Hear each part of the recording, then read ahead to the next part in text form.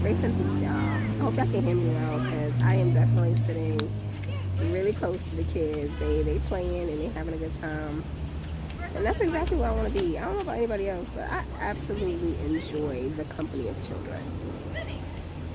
Their company is so pure and so well intended. Like, even a child that doesn't have a lot of manners, they're going to it to have them. Like, that's just pure joy in a body. I love kids. Anyway, ooh, I stepped on my dog. I'm sorry, Clint. I still love you. Alright, we're gonna leave that in here though. We're just gonna call it bloopers, okay? No animals were harmed in the making of this video. Disclaimer. So, this morning, I was in my book. It's called Lord, It's Me Again, right? So I'm saying crack this book. I went to today's date, and the message I read today stood out to me substantially. It was more so the scripture because it prompted a serious thought. I'm going to read this. It says, "Do you believe this?" And it says, "Everyone who lives and believes in me shall never die. Do you believe this?" John 11, verse 26, right? And it got me thinking because the first word that came to mind was concept of heaven. That's the first thing that came to mind. It was like, do people believe in heaven? Do they believe that when they leave this plane that they're gonna go and spend their time with God after this? And if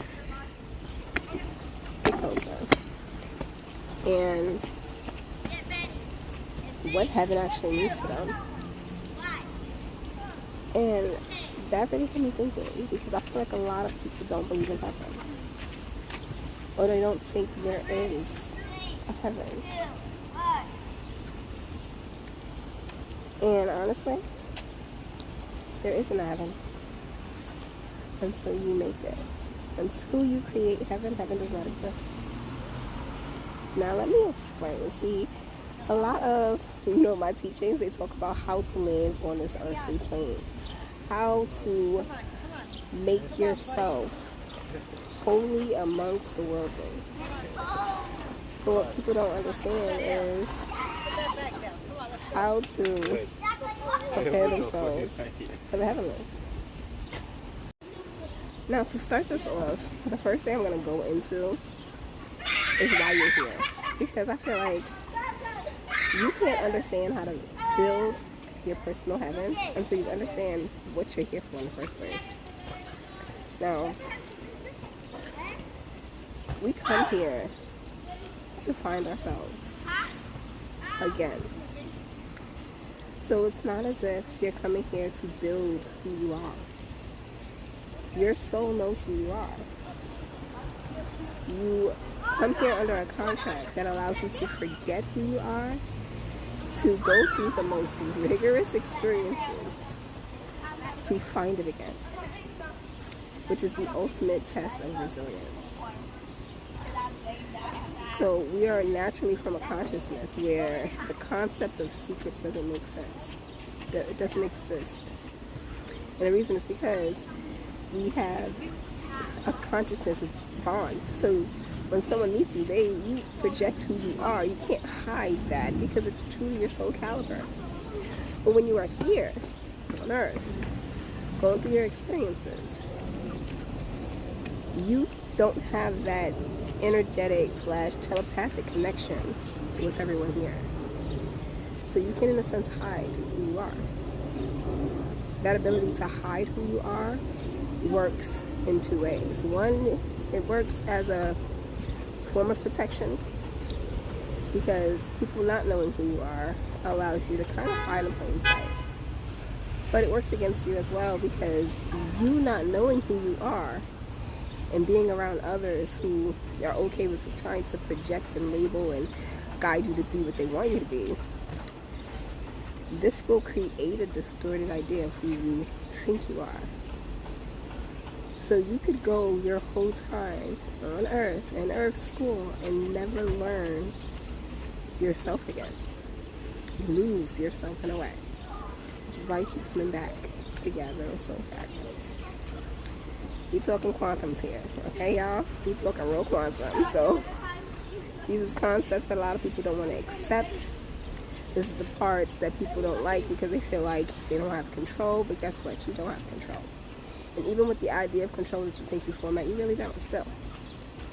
Because you could say, oh, I control my life. You do? Because I've never seen anyone stop an earthquake from happening. I've never seen someone stop a tornado from happening.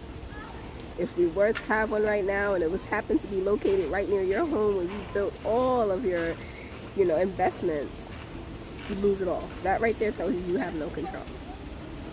Only thing you can control is where you are, where you're going, and where you will be. And that is for now. It's not even a long-term thing. It is hot today, y'all. So, yeah. So that's the first thing I wanted to touch on, is to understand why you're here. Most people don't even know what they're here to do. And this is why they get so lost and so stuck. They're supposed to be learning you. And when you don't learn you fall into this deep, I want to say, it's a dark area of your subconscious that hinders you from moving forward in certain areas. And this is how you stay in loops. This is how you continuously keep going through the same experiences, because you're caught in loops, because you're not learning the areas of you that needed to be brought back and integrated. So that's first. So now that we've touched on that, we're going to go right into personal heaven. Through you finding yourself, guys. You find yourself, I guess it's on the rag, maybe. Through you finding yourself, you can build your heaven. Now, heaven is not a place external to you. Why? Because you're souls. Remember, what we see on the outside of us is the projections of this world that we have to live in order to integrate the pieces of ourselves that are lost. Heaven is internal. It is inside of you. And then as you build your internal heaven, you hear me? Build your internal heaven. Your outer world shifts to mirror those same pleasantries, that same peace that you carry within, so that you can experience it outside of you. Now, it's got to download. So, I watched this series on Netflix. It was called Key House. And in Key House, there's just one specific key that's called the Anywhere key. With this key, if you envision a door, but you have to know what the door looks like. If you envision that door, you can put this key inside any door, and it will take, and when you step out, you'll be stepping out of that door that you're envisioning. So the boy, his name is Bodhi, he wants to go to the ice cream shop. As soon as he finds this key, he's like, this is the first place I'm gonna go. He's been there one time. He remembers what the door looked like. He put the key in, he turned it as he envisioned the door, and lo and behold, as he went through the door, he was entering the ice cream shop. It's kind of that concept when it comes to your heaven. You can't be given keys to a place that you can't envision. So until you can fully develop the concept of your heaven internally, you can't have access to your heaven. Yes, that's how it works, guys. So, as you learn who you are, you develop the place. Because that's the other thing. So my heaven person looks like Eden. Always. It's always a garden. Because that is where I am the most peaceful. It doesn't have a door. It doesn't need a door. It has an arch. An archway that you just walk through to get in. There's no concrete. There's no pavement because we don't need it. It's all grass. It's nothing but life. And that is what heaven is for me. It's life, it's peace, it's harmony, it's joy, it's growth, it's elevation. That's what heaven is for me. Now, when I didn't know myself, I would have thought heaven would have consisted of maybe an actual building, maybe an actual house that had all of these fine-tuned things. Maybe I had a dishwasher so I didn't have to do dishes because I had to do dishes all the time as a child. Maybe it had, when they came out with the Roombas that swept the floor, maybe I had a Roomba in my old heaven because I used to be forced to sweep all the time and clean the house all the time. Maybe I had a robot who did all that stuff so I didn't have to do it. You see what I mean? My old heaven was built on the traumas, the things I didn't want to have to experience. But that wasn't who I was, it was who I was being projected to be. So you see how you can have keys to a place that ain't really yours. That's not heaven. That's not what brings me peace. It's what brought me less trauma. Same thing goes when it comes to your heaven. Until you develop who you truly are, you remember who you are, you won't be allowed access to your heaven. So when asked, do you believe that heaven exists? Do you believe you'll be spending eternity with God? It's something that you need to believe here first.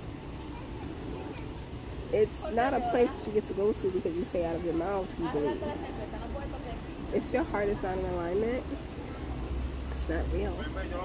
This is why a lot of people don't believe in heaven and they don't believe in eternity with God. Because they don't have it within them yet. So that's what needs to be developed. I hope this reaches whoever needs to reach, because obviously this is a message for someone to start to look at who you truly are. It's long overdue for all of us. And build your heaven so that you don't have to worry about whether or not it exists. Alright, y'all, so I just got back home and someone told me to rewatch my video before I edited it and posted it, and I'm happy I did because there's one more thing I want to touch on. Now, remember how, we also know the concept of being able to reunite with the people who truly love us, right? And remember, eternity with God. With your heaven being developed, being that it is an energetic space and it actually does not take up physical space, it's so unlimited that you're able to actually bring others into your heaven so people can visit your personal heaven. So you're never actually just alone by yourself. It's so, I'm telling you, this is quantum stuff, y'all. This is some quantum stuff. Quinn, you gotta bring me the ball in order for me to play fetch with you. That's how it works. When you don't bring me the ball, I can't throw it. If I go get it, I'm fetching.